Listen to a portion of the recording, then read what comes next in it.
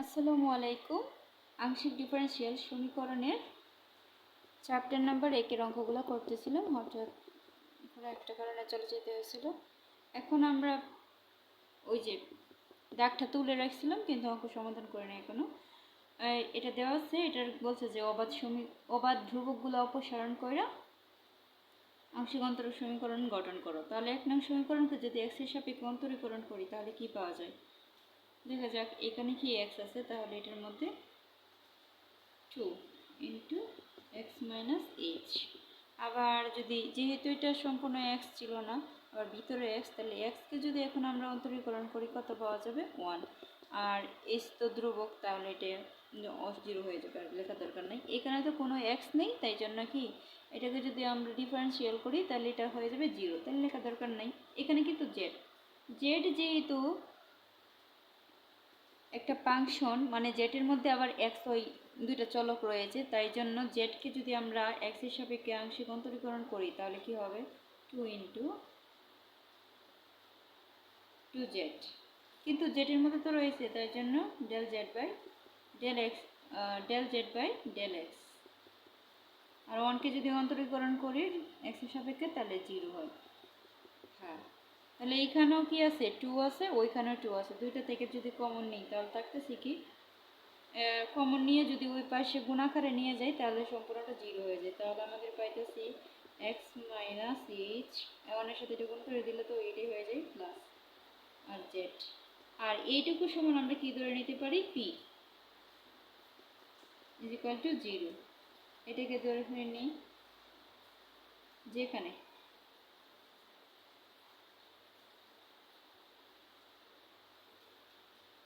আচ্ছা যেখানে del Z by del x is equal to হচ্ছে পি। এটা আমরা ধরে নিলাম বা।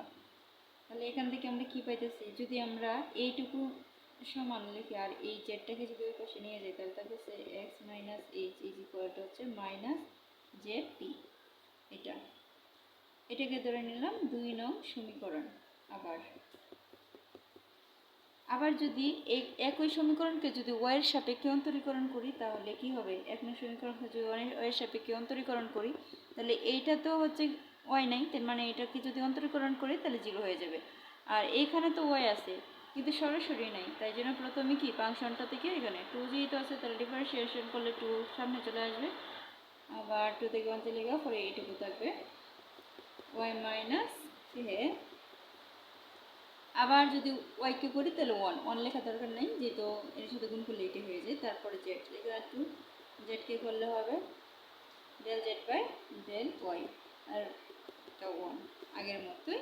এখন যদি 2 কমন নিয়ে নিই তাহলে কি থাকে? ওয়াই মাইনাস কে প্লাস হচ্ছে জেড, আর এখানে থাকতেছে কিউ ধরে নিই ইজ ইকুয়াল টু জিরো, যেখানে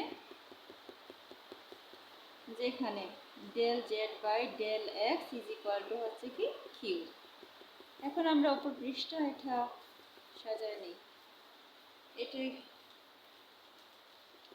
বা y minus k is equal to হবে কি মাইনাস জেড কিউ। এটাকে ধরে নিই 3 নং সমীকরণ। তাহলে 2 নং ও 3 নং সমীকরণ হতে পাই। দেখা যাক কি পাই।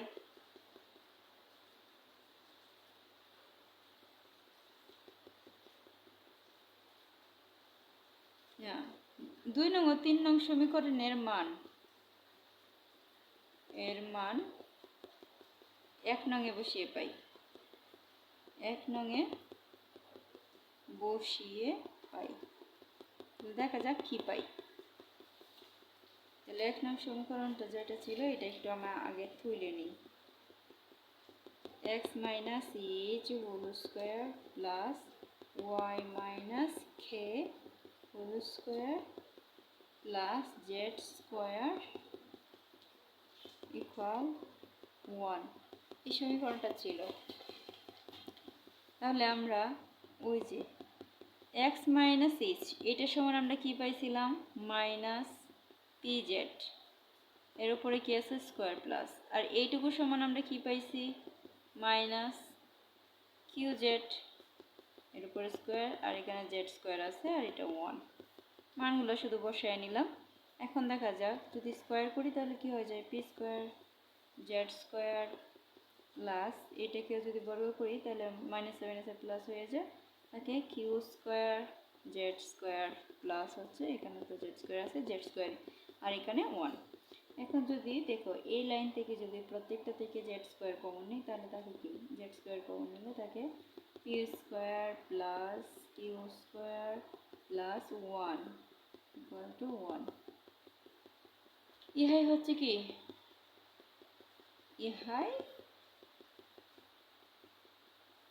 আংশিক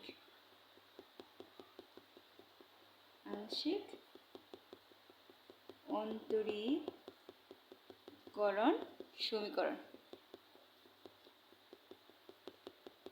এটাই, যদি কোথাও না বুঝতে পারেন তাহলে কমেন্ট করে জানিয়ে দেবেন। দেখেন এটা কিন্তু অনেকবার আসছে পরীক্ষায়।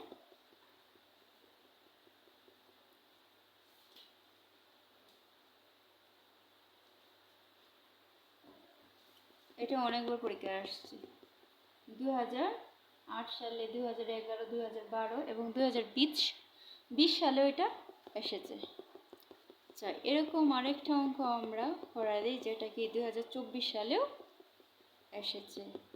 এটা একটু দাগটা পড়ে নিই আগে কি লিখছে, যে উদাহরণ নম্বর 7 xy সমতলের উপর কেন্দ্র এবং কি 4 একক ব্যাসার্ধ বিশিষ্ট গোলক শ্রেণীর আংশিক অন্তরীকরণ সমীকরণ নির্ণয় করো। তাহলে এখানে বলছে কি যেমন একটা xy, এই xy এর সমতলের ওপর এরকম তাহলে একটা গোলকের যদি সমীকরণ হয় তাহলে এই সমীকরণটা কিভাবে নির্ণয় করতে হয় এটা দেব। আচ্ছা, একটু আমরা ডাকটা উঠাই নেই আগে, যে 7 নম্বর সমাধান করে ফেলি, ডাক ওঠানোর দরকার নেই, সমাধান। তাহলে ডাকটা কি দেওয়া আছে একটু বুঝে নিই, যে xy সমতলের উপর এরকম যদি একটা গোলক থাকে এবং তার ব্যাসার্ধ দেওয়া থাকে তাহলে এরকম সমীকরণ গঠনটা হবে কি আমরা জানি, যে ধরি xy সমতলের উপর কেন্দ্র এবং 4 একক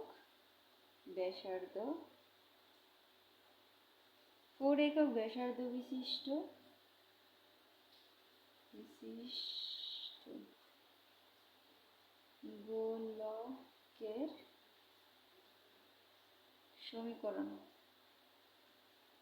গোলকের সমীকরণ হচ্ছে কি x মাইনাস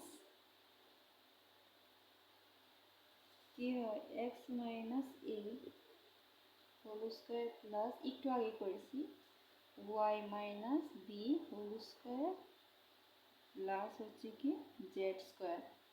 আর এখানে যেহেতু 4 একক ধরছিল তাহলে ক্ষেত্রফলটা কি হবে,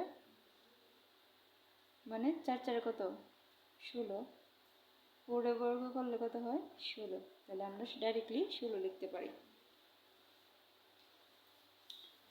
এখন ধরে নিলাম যে এটা হচ্ছে 1 নং সমীকরণ। তাহলে 1 নং সমীকরণটা গঠন করা হবে, আমরা জানি গোলকের সমীকরণ হচ্ছে এটা কিন্তু এখানে যেহেতু ব্যাসার্ধ বলছে 4 একক বিশিষ্ট তাই জন্য এটাকে 4 এ যদি বর্গ করি তাহলে কত হয় অর্থাৎ 16, এটাই ডাইরেক্ট তুলে ফেললাম। 1 নং সমীকরণ। আচ্ছা, এটা কিন্তু আসছে অনেকবার, দেখা যাক কোন কোন সালে এটা আসছে। 2024 সালে, 2007, 2010, 2016, 2018, সর্বশেষ 2024 সালে এই অঙ্কটা আসছে, 25 সালেও আসতে পারে। তাহলে 1 নং সমীকরণকে x এর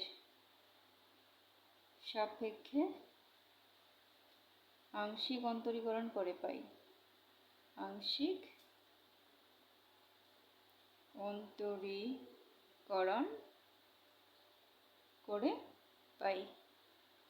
তাহলে আংশিক অন্তরীকরণ করি, যদি করি এক্সের সাপেক্ষে, তাহলে এইটুকুর মধ্যে কিন্তু এক্স আছে, এইটুকুর মধ্যে কি এক্স নাই, তাই জন্য এইটাকে যদি আমরা আংশিক অন্তরীকরণ করি তাহলে 0 হয়ে যাবে।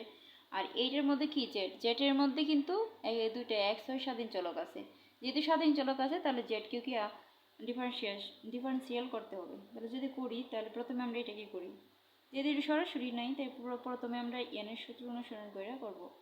তাহলে ধ্রুবকটার সামনে না, পাওয়ারটার সামনে চলে আসবে, করলে মানে কত হবে এটা। আবার যদি এখানে ভিতরে যেতে এক্স আছে, এক্স করলে ওয়ান লেখার দরকার নেই, সরাসরি আমরা করলাম এক্স হিসাবে অন্তরীকরণ করেছি। আর জেড এখানে 2z, আবার জেড যেহেতু সরাসরি নেই তাহলে জেডকে আবার করলে এক্সের সাহায্যে del x is equal to 16কে যদি ডিফারেন্সিয়েশন করি তাহলে কত হয়, 0 হয়ে যায়। আবার আগের মতো যদি এমন এখানে 2 আর 2 কমন নিই তাহলে কি থাকতেছে, 2 কমন নিলে 2 এই পাশে আসে গুণ বা যদি 0 দ্বারা ভাগ করে দিই তাহলে কি 0 হয়ে যাবে। তাহলে আমাদের লেখা দরকার নেই, তাহলে আমরা লিখতে পারি x মাইনাস এ প্লাস জেড। আর এইটুকু সমান যদি আমরা ধরে নিই পি, তাহলে কি হয়ে যাবে পি, যেখানে del Z by del x is equal to হচ্ছে পি। তাহলে আমরা সুতরাং পাইতেছি x minus a is equal to আগের মতোই জেড পি। অনুরূপভাবে যদি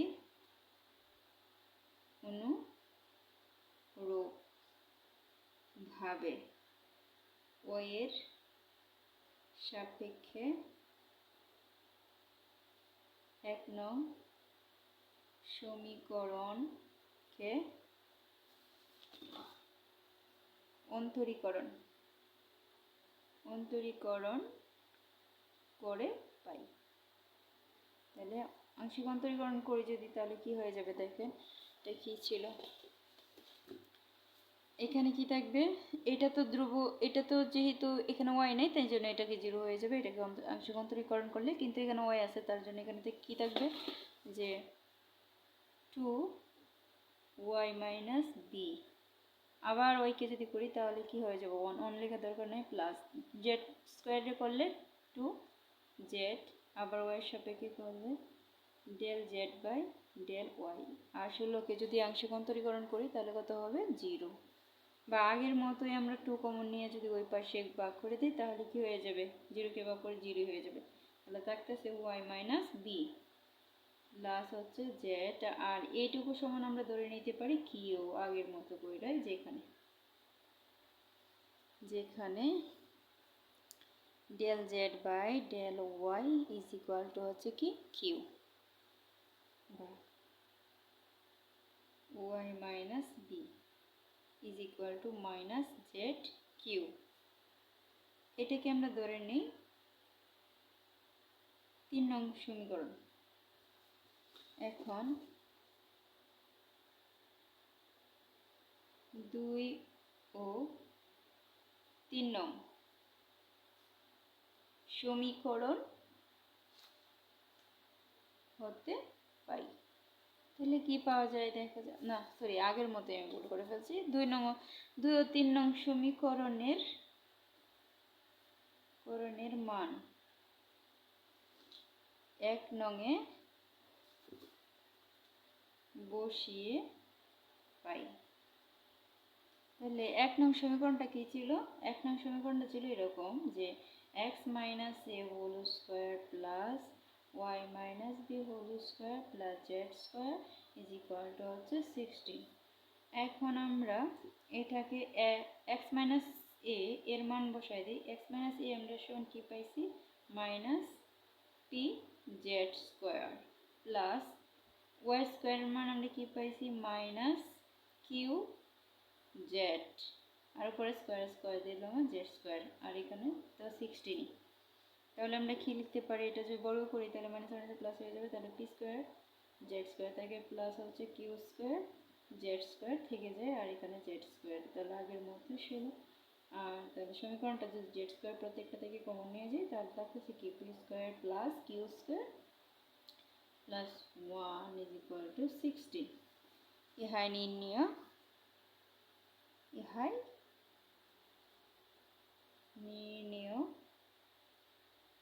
আংশিক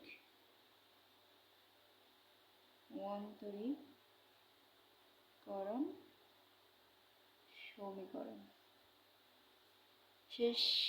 আজকে এ পর্যন্তই। যদি কোথাও বুঝতে না পারেন তাহলে কমেন্ট করে বলবেন, আমি আবার বুঝিয়ে দেওয়ার চেষ্টা করব, নাহলে আবার একটু পজ করে ভিডিওটা দেখে নেবেন। আচ্ছা, পরবর্তী অঙ্ক যেগুলো বোর্ডগুলো আসছে এটা আমরা পরবর্তী ভিডিওতে করে রাখবো। সব বোর্ড পরীক্ষায় যতগুলো প্রশ্ন আসছে এই অধ্যায় থেকে সবগুলোর সমাধান দেখতে চাইলে ফলো করুন এবং সাবস্ক্রাইব করুন।